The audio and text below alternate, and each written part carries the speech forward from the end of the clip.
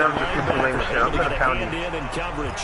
Well, Charles, as we peek back to week one, what would you say were the positives for some teams or individuals that you took away? Well, it started on opening night. Green Bay and their defense, not necessarily Aaron Rodgers and what they did going into Chicago and winning.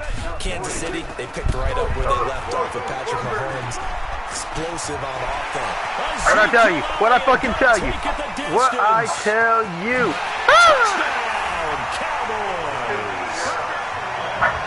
Ezekiel Elliott, 64 yards, and the Cowboys my first, in front further. my second or third running play. Always important to get the first score of the second half. Now you start to pull away a little bit and get some breathing room going. And now we find out about the fortitude of the group that's behind, because they were counting on getting into the game a little bit more. Right? Maybe they get the first score.